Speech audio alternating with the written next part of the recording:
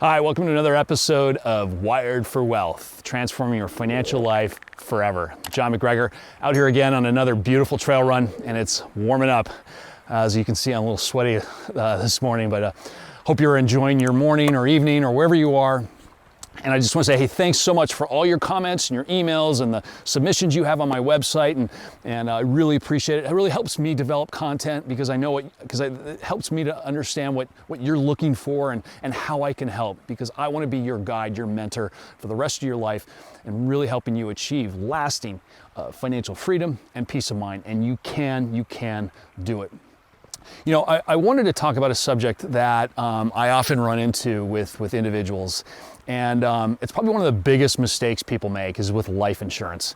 And you ask any life insurance agent and they will tell you they can save the world with life insurance. They see any problem related to your life and it's life insurance. And you know, the old cliche or the old quote is, you know, when all you have is a hammer, everything looks like a nail. And so I see so many times people buying into these life insurance policies by insurance salesmen, and it's just such a waste. And they're just blowing their money. And they're saying, well, you know, I get the life insurance and then I get to invest. And so I get the double benefit of having the insurance in case something happens to me. And then also having this nest egg growing for me. Nonsense. I tell you, almost every insurance analysis that I've seen of clients' insurance policies have all been just a complete waste. I just actually just reminded me, a friend of mine, she had a life insurance policy for 20 years and she was paying, I can't remember, $50 a month into it or you know, it was meaningful money. It's just $600 a year or $1,000 a year. And her cash value at the end, this has been 20 years, was $120. You know, she didn't know what she was paying. She didn't know the costs. She didn't know how it worked. I'm not against life insurance, but I am against these variable policies that have this investment program in them. If you need insurance, and it's quite likely you do if you have a family, which I would encourage you, is just buy the term. Just buy the term policy. Get an inexpensive term policy and cover you in case something were to happen to you, and then your kids or your wife or your spouse are taken care of. That's what I would be doing. Because look, insurance is meant to take care of your loved ones, right? The people that are relying on you to carry the financial needs of the home, right?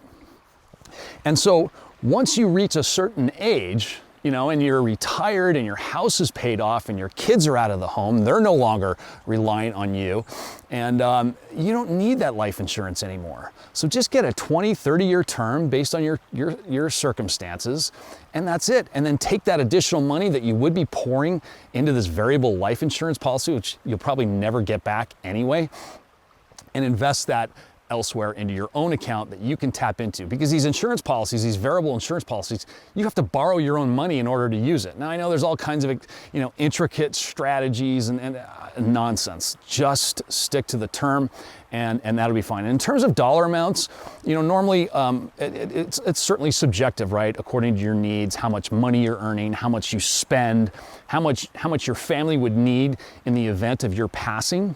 But kind of a rule that I've always kind of carried with me is get the amount equal to your mortgage, so that if you were to pass away, that money could be used to pay off the mortgage, and so there'd be no mortgage payment whatsoever, no mortgage burden on your loved ones when or if you passed away tragically.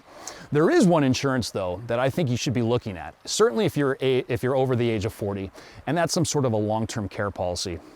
I mean, statistics tell us that most of us are going to need some sort of long-term care, and that bill can be extremely expensive. And I've seen it with friends, their parents who had long-term care insurance, and those that hadn't. It's a completely different scenario. I mean, some of these nursing homes can be up to $15,000 a year, depending on where you live, and that's a huge chunk of change. Did I say 15,000 a year? I meant 15,000 a month, and that's a huge chunk of change. That could easily drain someone's life savings, and including yours, if you're the children that now have to take on that financial responsibility. So these long-term care policies have come a long way, and there's some very interesting ones out there on the market that some of them will give you your premium back, if a return of premium if you didn't use it, and there's all kinds of new bells and whistles out there that make them even more appealing, in my opinion. But given the fact that so many of us are going to need that type of care when we're older or elderly, and that care can last anywhere up to 5 years, if not longer, it would really make sense to take a look at a policy, especially if you're younger now, because it's going to be less expensive than if you were to buy it when you're in your 60s or 70s. So anyway, I hope that was helpful. I hope that cleared up some confusion on life insurance and an insurance that you should be looking at. With that, I'll just leave it there, and I'm going to hit the trail.